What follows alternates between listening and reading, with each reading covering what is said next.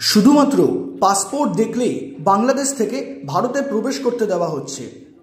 উত্তর 24 পরগনার বসিরহাটের ভারত বাংলাদেশ ঘোজাডাঙ্গা সীমান্ত দিয়ে বাংলাদেশ থেকে এদেশে প্রবেশ করছেন ভারতীয় ও বাংলাদেশি নাগরিকরা। তাদের চোখ মুখ জুড়েই রয়েছে আতঙ্কের ছায়া। এদিকে ঘোজাডাঙ্গা সীমান্তের ওপারে বাংলাদেশের ভোমরায় বাজি ফাটলে শোনা যাচ্ছে ঘোজাডাঙ্গাতেও। ছাত্র আন্দোলনের এরূপ ভয়াবহ পরিস্থিতিতে পদত্যাগ করে দেশ ছাড়লেন বাংলাদেশের প্রধানমন্ত্রী শেখ হাসিনা। এরপরই বাংলাদেশের বিরোধী দলের নেতাকর্মীরা মেতে উঠেছেন উল্লাসে। বিক্ষুব্ধ ছাত্ররা প্রধানমন্ত্রীর বাসভবনও দখল করেছে। মিষ্টিমুখ থেকে শুরু করে বাংলাদেশের শাসক দলের পার্টি অফিস ভাঙচুরের কথাও জানা যাচ্ছে। উল্লেখ্য, বসিরহাটের ঘোজাডাঙ্গা সীমান্তে বিএসএফের নিরাপত্তা বাড়ানো হয়েছে। বাংলাদেশ থেকে আসা এক ভারতীয় নাগরিক মহিউদ্দিন মোল্লা সাংবাদিকদের মুখোমুখি হয়ে জানান, আমি ছিলাম সাতক্ষীরা থেকে আমার বাসা ইন্ডিয়ায়। বসিরহাট থেকে আরও 10 কিলোমিটার সামনে আমি আজকে বাড়িতে ফিরছি আর কি। কী অবস্থা বাংলাদেশের অবস্থা?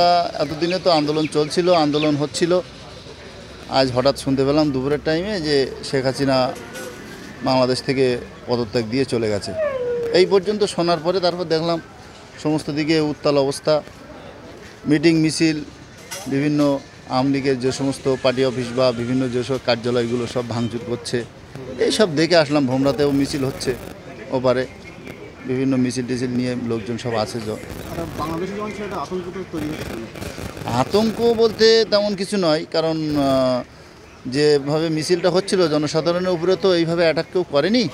যা হয়েছে ছাত্রের উপর দিয়ে হয়েছে, যারা আন্দোলনে ছিল তাদের উপরেই হয়েছে, কিন্তু জনগণের উপরে তেমন কোনো প্রভাব পড়েনি।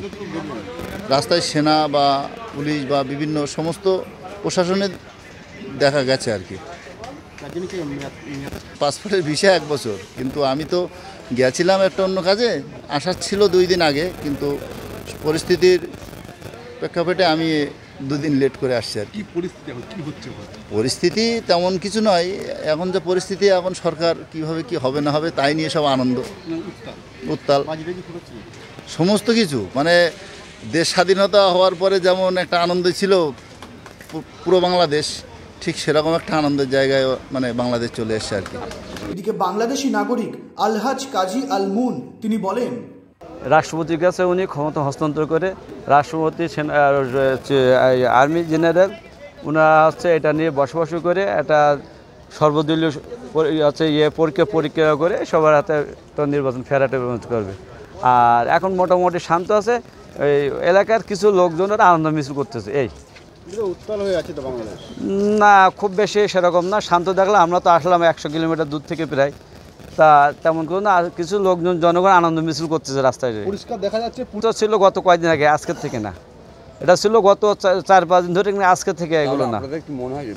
এটা আল্লাহ ভালো বলতে পারেন, খুশি কেন জানি না, তবে একটা পরিস্থিতি শান্ত মতো হয়েছে বলে আমার মনে হয়, আমার দৃষ্টিতে এটা মনে হয়। আপনার নাম? আমার নাম আলহাজ কাজী আল মুন, আমার বাড়ি কালীগঞ্জ। এখন বাংলাদেশের বাংলাদেশে এখন হচ্ছে ওই যারা বিপক্ষ পার্টি আছে তারা আনন্দ মিছিল করতেছে, যারা দলীয় পার্টি তারা হচ্ছে শান্ত আছে। এই